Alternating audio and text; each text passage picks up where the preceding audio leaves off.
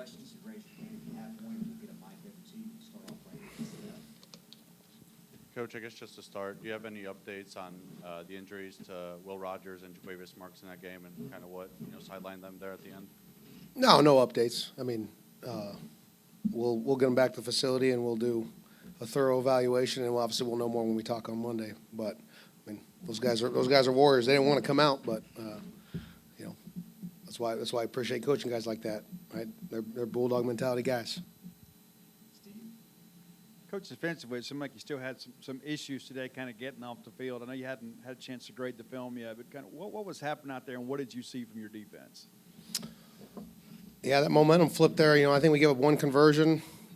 We started really good, both sides of the ball. Emphasized all week starting fast, and I appreciate the players took that to heart. Offense comes out, scores 10 points in the first two drives. Defense is getting off the field. And then we get it 17-0, and then we give up a third down conversion there and don't quite tackle as well because I think the ball is throwing short of the sticks, and then it kind of momentum flipped on us, and obviously we had trouble getting it back there until the end of the game. And so we'll look at the film. They brought in a different quarterback. Obviously he found some guys in versus zone coverage and found some throws. And so obviously we're not satisfied. Players aren't satisfied, and we're going to utilize this bye week to really, really highlight the ways in which we need to improve because we're facing a lot of really good teams in this second half, and it's time to make our run. And so it's a good thing we're going into a bye week. We got a chance to get freshened up and really evaluate what we're doing well on both sides of the ball. Coach Bryce Pollock got a lot of run today. What you kind of like out of him, and then what you see out of that defensive backfield kind of as a whole today?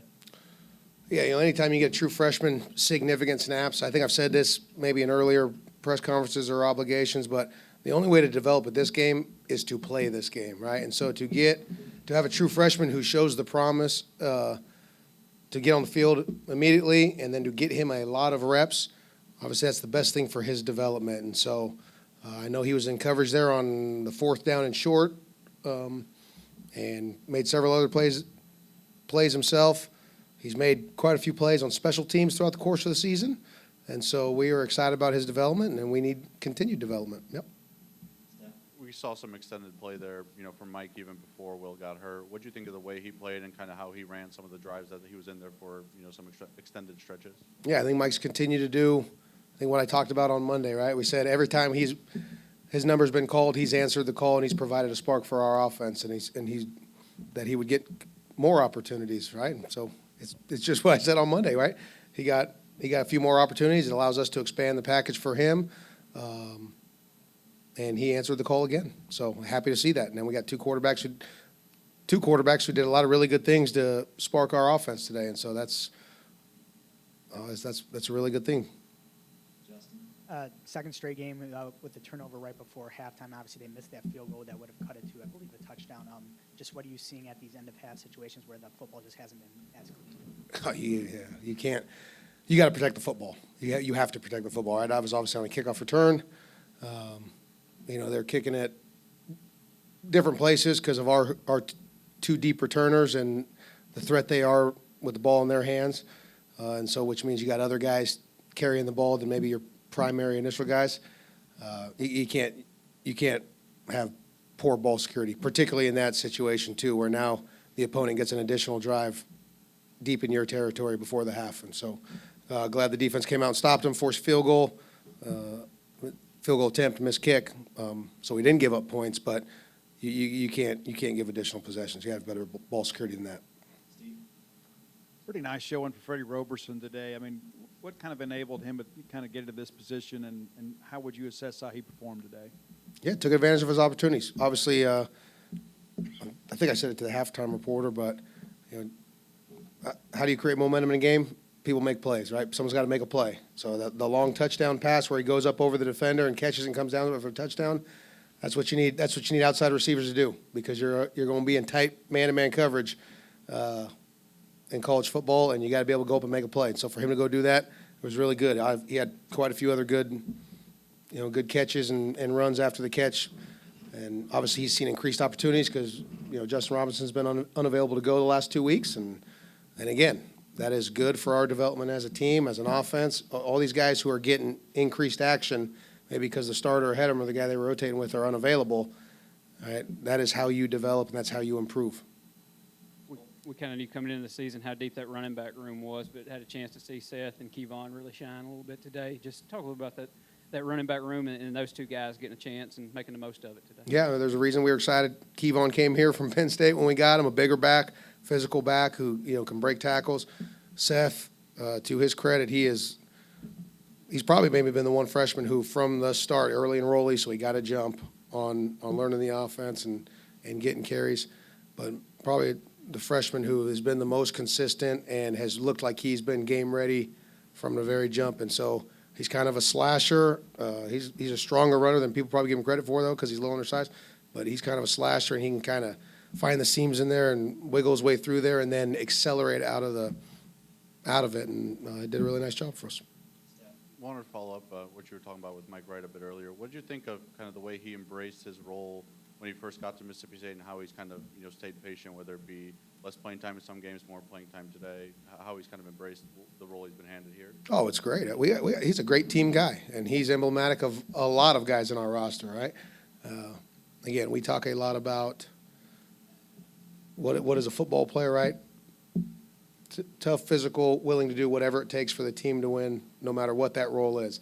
We got a lot of guys who embrace that mentality. Mike is certainly one of them, and Will is too, right? So to have two guys in that room who can push each other and bring different flares and flavors to our offense, that's really good because it forces the opponent to prepare for more. And so it's a pleasure to coach those guys.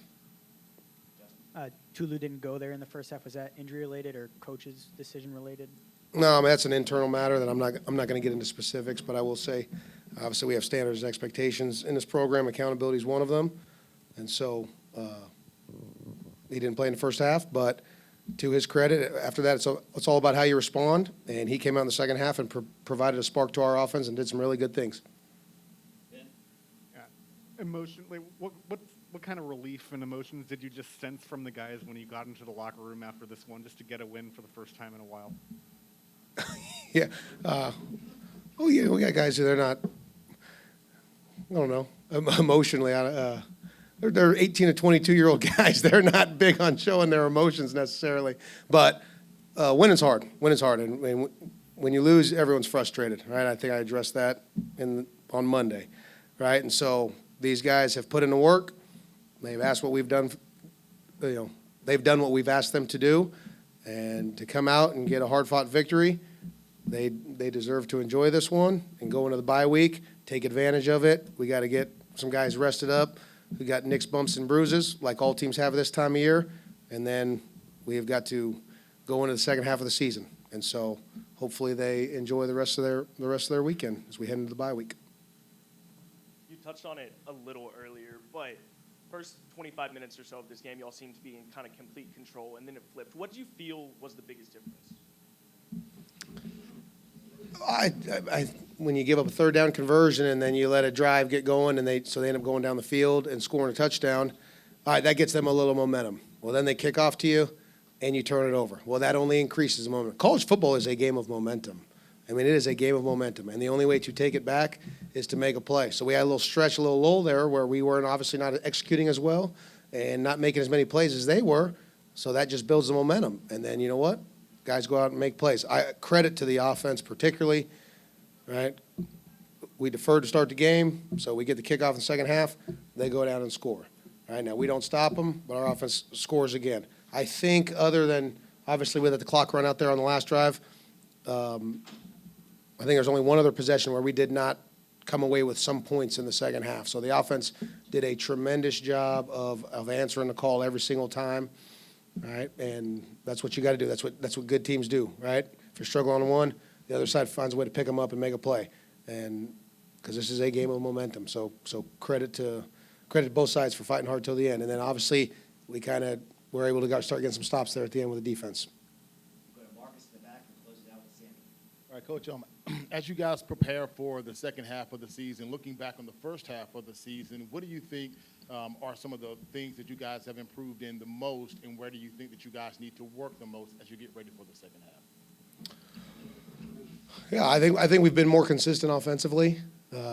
Being able to, depending on what the defense, how they decide to defend us. Some games I would say probably this was closer to maybe South Carolina. A lot of low hats in there, right? And so they make it a little harder to run. So then you got to find ways to create some explosive plays through the pass game.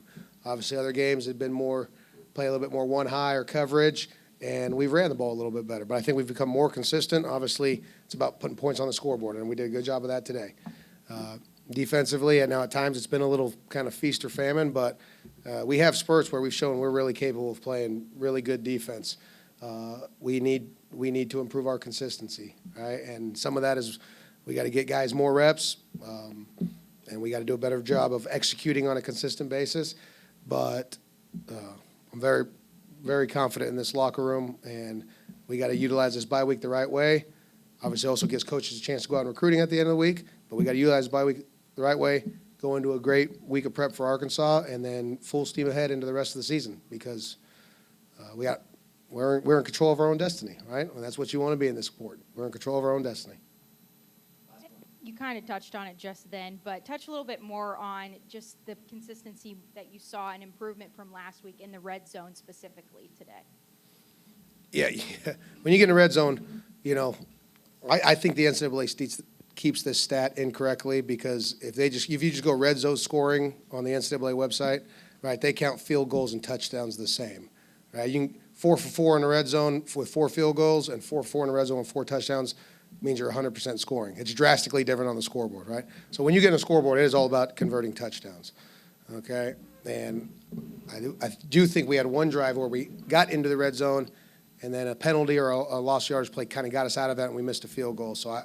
But you got to convert in the red zone because a lot of times when you look back on a game, when you review it on Sunday, in my opinion, turnovers are critical stats, right? Conversion downs, 3rd and 4th down. Do you keep drives going? And then how do you finish in the red zone, right? And there's been games we've played in where you get 4 trips in the red zone, you get 2 touchdowns, the other team gets 3 touchdowns. Well, that makes a big difference on the scoreboard, right? And so continuing to develop at that consistency of converting red zone opportunities into touchdowns, that's huge. All right, thank you. Yep, thank you very much, Hail State.